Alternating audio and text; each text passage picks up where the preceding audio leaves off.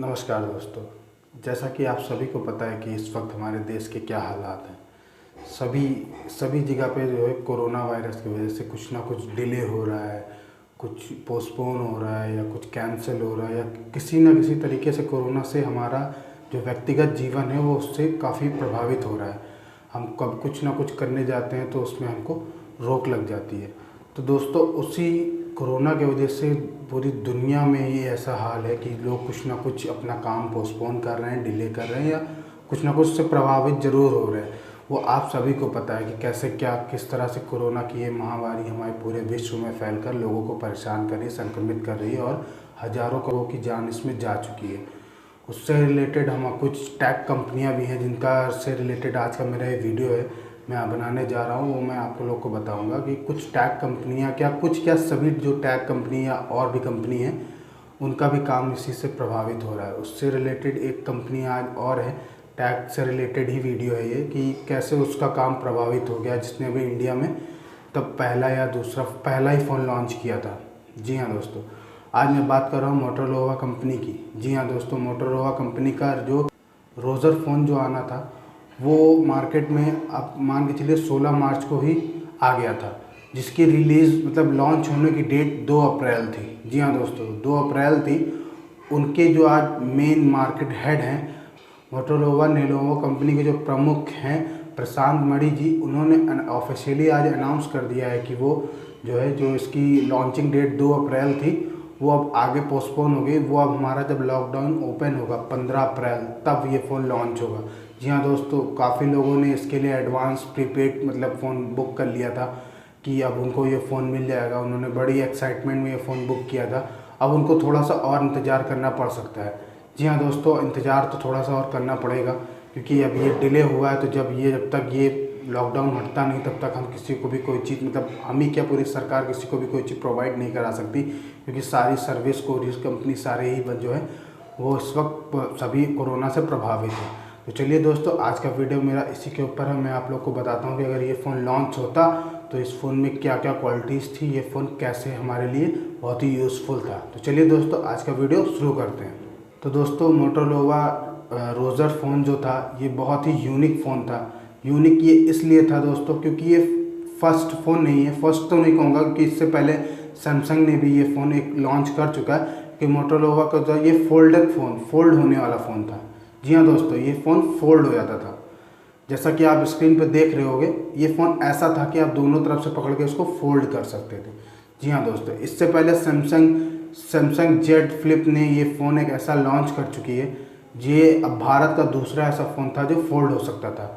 जी दोस्तों, ये फोल्ड होने के बाद ये 2.7 इंच का सेकेंडरी क्विक व्यू डिस्प्ले था। जी हाँ दोस्तों, व्यू डिस्प्ले था जो कि काफ़ी इम्पैक्टफुल होता है। उस ऐसा होने के बाद जब ये आप फोल्ड कर लेते हो, इसके बाद आप इसको आप सेल्फ़ी वगैरह इस्तेमाल करने में बहुत ही अच्छी सेल्फ़ी आएंगी, नोटिफिकेशन देखने के लिए, और आप म्यूज़िक इसको अपने ईज़िली कंट्रोल कर सकते हो। हाथ में ये कि फोल्ड होने के बाद 2.7 इंच का ही होता है तो आप इजीली इसको कैरी कर सकते हो। प्लेबैक आदि के लिए इसको मतलब काफ़ी अच्छी तरीके से आप इसे यूज़ कर सकते थे। लेकिन जैसा कि आप सभी को पता है कि इस वक्त कोरोना की वजह से ये डिले हो गया। कोई बात नहीं, इन फ्यूचर ये हमारे हाथ में ज़रूर आएगा। उसके बाद जो इस फ़ोन की और ख़ासियत थी मैं बताता हूँ आपको। इसके अलावा इस फ़ोन में ऑटो कोर क्वालकॉम था। जी हाँ दोस्तों, ऑटो कोर क्वालकॉम स्नैपड्रैगन था। बहुत अच्छी ये क्वालिटी ऑफ फ़ोन में ये फैसिलिटी दी हुई थी जिससे हम 710 प्रोसेसर के साथ 6 GB की रैम भी दी हुई थी। जी हाँ दोस्तों, 6 GB की रैम भी दी हुई थी जो मैंने एक नोटबुक में नोट कर रखा है, एक पॉइंट टू पॉइंट। अगर आप जब फ़ोन मंगाओगे तो मेरा ये रिव्यू देख लीजिएगा, जो मैं आप लोग को बता रहा हूँ पर्टिकुलर एक पॉइंट ये आप लोग को मिलेगा। जी हाँ दोस्तों, मैं जो आप लोग को बता रहा हूँ। उसके बाद जो ये फ़ोन लॉन्च हुआ है इसमें क्या क्या वैरायटी है, अगर आपको ये देखनी है कितने मेगापिक्सल का कैमरा है या कितना क्या है, तो मैं आपको स्क्रीन पे जैसे दिखा रहा हूँ आप देख सकते हो। स्क्रीन पे ऐसे आएगा कि इस पर डिस्प्ले 6.20 इंच का है। प्रोसेसर इसका 710 क्वालकॉम स्नैपड्रैगन का है जैसे मैंने आप लोगों को बताया। फ्रंट कैमरा इसका 5 मेगापिक्सल का है और इसका रियल कैमरा 16 मेगापिक्सल का है, रैम 6 GB की है, स्टोरेज 128 GB की है। दोस्तों आप स्टोरेज पे ज़रूर गौर करें, ये 128 GB की स्टोरेज है जो काफ़ी अच्छी होती है। मैंने आप लोग को इससे पहले एक जो फ़ोन का रिव्यू किया था उसमें बताया था 128 GB बहुत होता है। हम दो मतलब ऑलमोस्ट मान के चलिए हम दो किसी शादी फंक्शंस को अपने फ़ोन में रिकॉर्ड कर सकते हैं और हमारा फ़ोन ईजिली स्मूथली चलेगा। उसके बाद बैटरी क्षमता इसकी देख रहे हैं आप 2510 mAh है।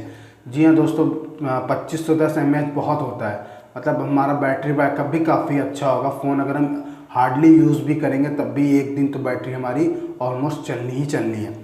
तो दोस्तों जो एंड्रॉयड 9 पाई ने एंड्रॉयड ने जो निकाला है ये फ़ोन, ये काफ़ी अच्छा था, बट थोड़ा सा डिले हो गया है।